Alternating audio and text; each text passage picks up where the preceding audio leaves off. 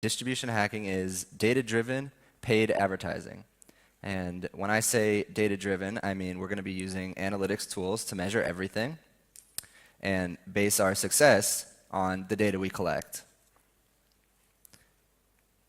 So paid advertising works. It actually works really well when it's done methodically. When you measure everything and you're basing your decisions on the data that you collect. There are still plenty of underutilized distribution channels out there. And even within the really popular ones like Facebook ads and Google AdWords, there are plenty of underutilized tactics. Paid advertising is by far the easiest way to acquire new users. It's easier than search engine optimization. It's easier than email marketing. It's easier than trying to figure out virality. For example, search engine optimization. You may put in 6 to 12 months of work and potentially not see any results. But with paid advertising, you get results immediately. But easy does not mean free. The definition of paid advertising is you have to pay for it. But our goal is to acquire users cost effectively. Many startups don't actually do paid advertising, and there's a few reasons that I've heard. Some just don't have the expertise. Some think it's too expensive. Others don't know the potential. Something I've actually been talking about lately with my 500 colleagues is when a startup says something like, we've grown 5x without doing any paid advertising. And they actually look at that as a good thing. But it's not. Investors want to know that you've tried all the different channels out there, and paid advertising is definitely a big channel. So let's fix that. And this is where the distribution hacking framework comes in. This is a way of thinking about user acquisition that I've honed over my career. So the distribution hacking framework is a methodology for measuring, experimenting, and optimizing user acquisition. We're going to be as scientific as possible with our advertising. So there are two key metrics with distribution hacking. CPA, which is cost per acquisition. How much does it cost to acquire one new customer? And LTV, which is lifetime value. How much is that one new customer worth to our business? Now, like I mentioned, our ultimate goal is to be cost effective when we're acquiring new users. So the goal is to have a CPA that is less than our LTV. So our acquisition cost is less than the value of that customer to our business. And we need to be able to do this at scale. Because acquiring a few users cost effectively is fine, but acquiring many users cost effectively, we can actually build a business upon that. So let's look at an example. Let's say we have a $20 LTV, and I should probably say 20 kronas LTV, and an $8 kronas cost per acquisition. That means for every 8 kronas that we spend, we are actually earning $12 kronas revenue per user. Okay? And if we're able to do that at scale, this example, we'll be very happy. Okay? So let's dive in. Now, there are 6 steps to the distribution hacking framework. Let's go through them. Step 1, implement analytics and testing tools. Like I mentioned, we want to be as scientific as possible. We want to be as data-driven as possible. So the way to do that is to have the tools in place to measure everything and test what we need to test. So let's look at this example. This is an e-commerce site with 3 steps in the conversion funnel. Step 1, a user signs up. Step 2, they add something to their cart, the product. And step 3, they check out, they buy something. The checkout is the conversion goal. Now, I'll go into more detail about what conversion funnels and conversion goals exactly are later. But just know that we need to be able to track every single step in the funnel. We need to be able to see how many users enter the funnel, where they potentially drop off, and how many of them actually complete the funnel. And in this example, it is someone purchasing something. And we also need to be able to split test. Okay? For example, let's say we have a blue buy button on our checkout page, and we want to know, would a red buy button get more people to convert? we need the tools in place to test that. Because when you have the data, and in this example, it's obvious where a weak point in the funnel is. Between step 1 and step 2, nearly 90% of people, and this is just a generic example, nearly 90% of people don't continue past step 1.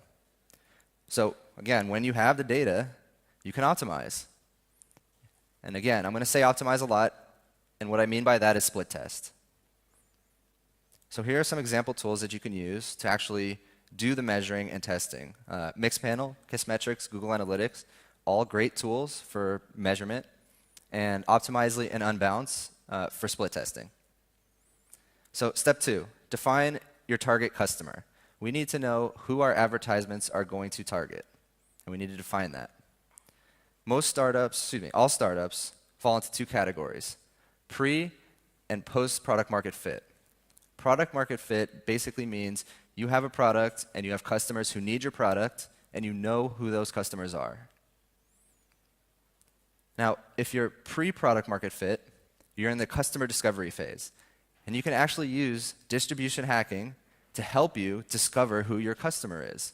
So for example, instead of having your advertising target one type of user, demographically speaking, you can actually spread out your advertising over multiple demographics and determine which demographic responds best to your product. Now, if you're post-product market fit, you already know who your customer is. And your ultimate goal is to acquire as many of them as possible. You're into customer scaling. Now, for the rest of this talk, I'm going to be talking about post-product market fit companies. So the question to ask is, who is your customer? Obvious question, right? And the obvious thing to think about are the demographic factors. Age, gender, geography, income, so on. Okay? But let's think a little bit deeper about this. The critical question to ask is, what is your customer's persona when they are using your product?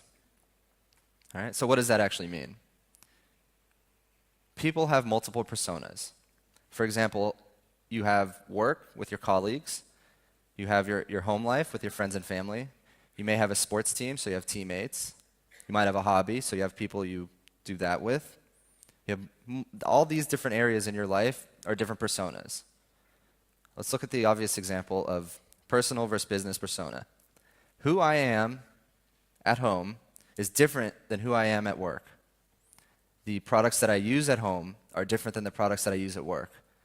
More importantly, the products that I could potentially purchase at home are different than the products that I would potentially purchase at work. So you really need to think about the persona of your users when you're thinking about who to target your advertising to. Okay, step 3, define your conversion goal and funnel. We need a very specific goal because without a very specific goal, we have no way to determine the success of our advertising. All right? So what is a conversion goal? A conversion goal is a single event such that when a user completes it, they are considered a customer. Okay, let's look at some examples. So some examples are a sign up, a lead, an opt-in newsletter, a sale, a subscription. It all depends on what is valuable to your business. Now, a conversion funnel is the path your customers take to complete the conversion goal. Now, let's look back at that e-commerce example again. We had 3 steps: sign up, add to cart, add a product to the cart, and checkout, buy something. Now, the 3 steps is considered our conversion funnel. The conversion goal is the purchase, the checkout. And in this example, we have 10,000 users who start down the funnel. 40% of them sign up. 20% of them add a product to the cart. And only 5% of them check out. So we have 10,000 users at the beginning of the funnel and 500 customers at the end. So step 4, hypothesize an acquisition channel. This is where we're going to decide where we should place our advertising. So what you need to think about is demographic factors and the persona of your customers. All right? And you need to relate this to where they could potentially be hanging out online, where they go online. So here are some examples. These are the 4 big boys of the web right now. And let's look at an example. Facebook is a personal product. You use it mostly to connect with friends and family. So advertising a business product on Facebook most of the time doesn't really make sense. On the other hand, LinkedIn is a business product. So advertising business-related products on LinkedIn makes a lot of sense. Twitter, again, more personal. Google, maybe a hybrid of both. Now, all 4 of these have self-serve advertising platforms. You can go in there, you can start today. They have 0 to minimal budget requirements, and they all have different ad formats, and they are all very good ad platforms to use. So step 5, set up your ads and execute the experiment. Okay? So you need to learn each ad platform that you want to use. I listed Facebook and Google and the others. They're all very different in terms of what ad formats they require, image sizes, for example, what they offer you, targeting criteria. So you just need to go in there and just learn them. They are pretty straightforward. Now, a question I get quite frequently is, how much budget should I spend on my experiment? And the answer is, you need enough data, you need enough budget spent to acquire statistically significant data. And that basically means that you need enough data for that if you got a few more clicks or a few more conversions here and there, it's not going to change the result significantly. Now here are some general tips for creating ads. These are not specific to any platform, but use simple images. Computer monitors are pretty small. The browsers within them, even smaller, and the ad within that, very, very small. So you need to have your images very clear and very simple so that if when a user glances at it, they know exactly what they're looking at. Also, have a clear value proposition. Explain to your potential customers why they should be using your product. What is the value of your product? Last, have a single call to action. Tell your users exactly what to do. For example, click here to buy, or get started today, sign up today. Make it very clear what you want your users to do. That's called pre-qualification. So last step, optimize. Okay? The question to ask after you run your advertising experiment is, do my ads have potential for success? And what does that actually mean? That means you have a cost per acquisition goal in mind, a target goal. Let's say it's 20 kronas. Now, after the experiment, if you found that you acquired users for 80 kronas, even with optimization, it's going to be very difficult to get that 80 number down to 20. On the other hand, if you're at 25 and your goal is 20, with some optimization, split testing, you can actually most likely hit your goal. So after the question is asked, do my ads have potential for success? If the answer is no, go back to step 4, hypothesize another acquisition channel, and start over. You could do this very rapidly. Now, if the answer is yes, we optimize. Now, what can you actually optimize? There's 2 sides. External, the advertisement, and internal, your landing page.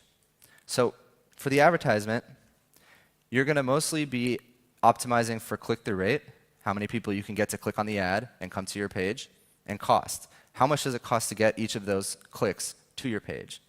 Now, on the landing page side, you're optimizing for conversion rate.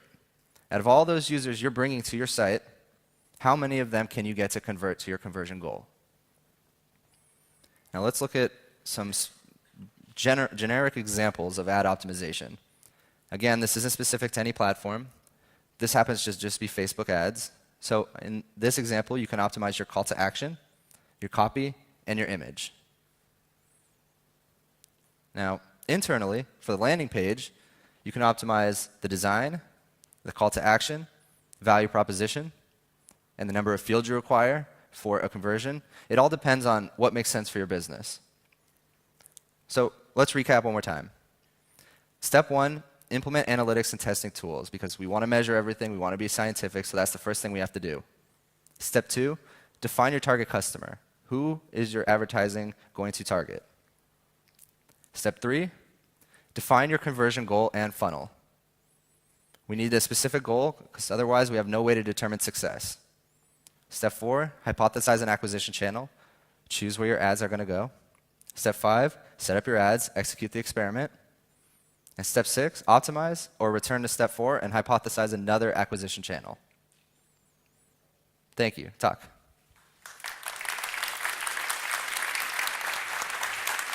So I'm going to talk about distribution hacking, and distribution hacking is data-driven paid advertising. And when I say data-driven, I mean we're going to be using analytics tools to measure everything and base our success on the data we collect. So paid advertising works. It actually works really well when it's done methodically. When you measure everything and you're basing your decisions on the data that you collect. There are still plenty of underutilized distribution channels out there. And even within the really popular ones like Facebook ads and Google AdWords, there are plenty of underutilized tactics. Paid advertising is by far the easiest way to acquire new users. It's easier than search engine optimization. It's easier than email marketing. It's easier than trying to figure out virality. For example, search engine optimization. You may put in 6 to 12 months of work and potentially not see any results. But with paid advertising, you get results immediately. But easy does not mean free. The definition of paid advertising is you have to pay for it. But our goal is to acquire users cost effectively. Many startups don't actually do paid advertising, and there's a few reasons that I've heard. Some just don't have the expertise. Some think it's too expensive. Others don't know the potential. Something I've actually been talking about lately with my 500 colleagues is when a startup says something like, we've grown 5x without doing any paid advertising. And they actually look at that as a good thing. But it's not. Investors want to know that you've tried all the different channels out there, and paid advertising is definitely a big channel. So let's fix that. And this is where the distribution hacking framework comes in. This is a way of thinking about user acquisition that I've honed over my career. So the distribution hacking framework is a methodology for measuring, experimenting, and optimizing